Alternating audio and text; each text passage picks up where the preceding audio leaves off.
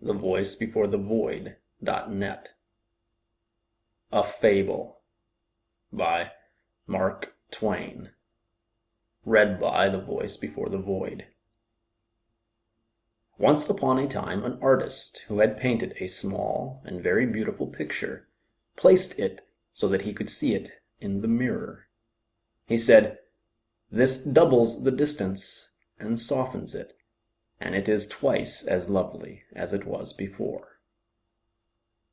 The animals out in the woods heard of this through the house cat, who was greatly admired by them because he was so learned and so refined and civilized and so polite and high-bred, and could tell them so much which they didn't know before, and were not certain about afterward.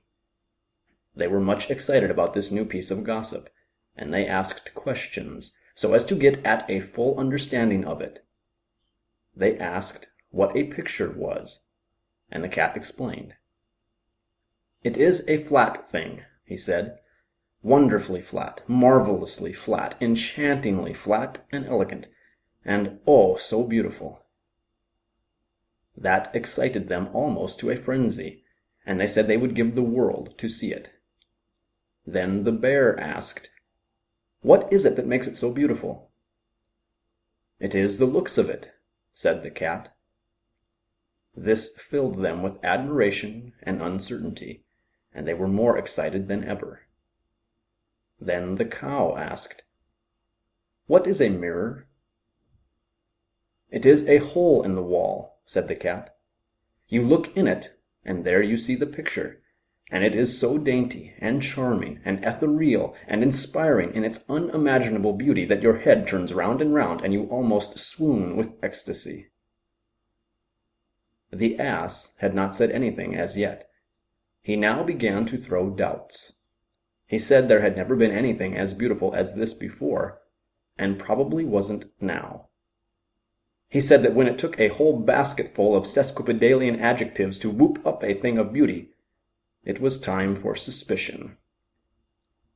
It was easy to see that these doubts were having an effect upon the animals, so the cat went off offended. The subject was dropped for a couple of days, but in the meantime curiosity was taking a fresh start, and there was a revival of interest perceptible. Then the animals assailed the ass for spoiling what could possibly have been a pleasure to them, on a mere suspicion that the picture was not beautiful, without any evidence that such was the case. The ass was not troubled.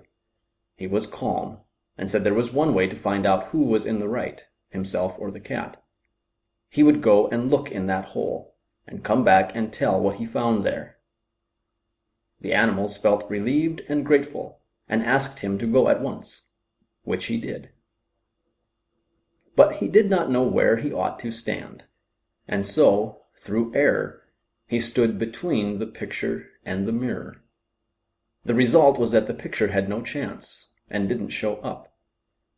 He returned home, and said, "The cat lied. There was nothing in that hole but an ass. There wasn't a sign of a flat thing visible.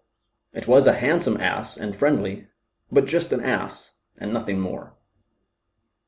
The elephant asked, "Did you see it good and clear?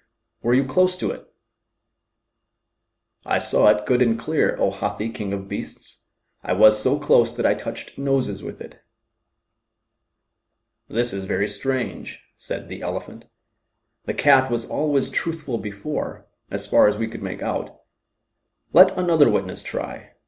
Go, Baloo, look in the hole, and come and report." So the bear went. When he came back, he said, "Both the cat and the ass have lied. There was nothing in the hole but a bear." Great was the surprise and puzzlement of the animals. Each was now anxious to make the test himself and get at the straight truth. The elephant sent them one at a time. First the cow. She found nothing in the hole but a cow. The tiger found nothing in it but a tiger. The lion found nothing in it but a lion. The leopard found nothing in it but a leopard. The camel found a camel, and nothing more. Then Hathi was wroth, and said he would have the truth, if he had to go and fetch it himself. When he returned, he abused his whole subjectry for liars, and was in an unappeasable fury with the moral and mental blindness of the cat. He said that anybody but a nearsighted fool could see that there was nothing in the hole but an elephant. Moral by the cat.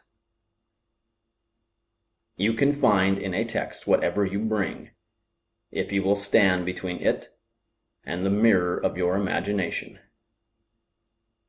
You may not see your ears, but they will be there.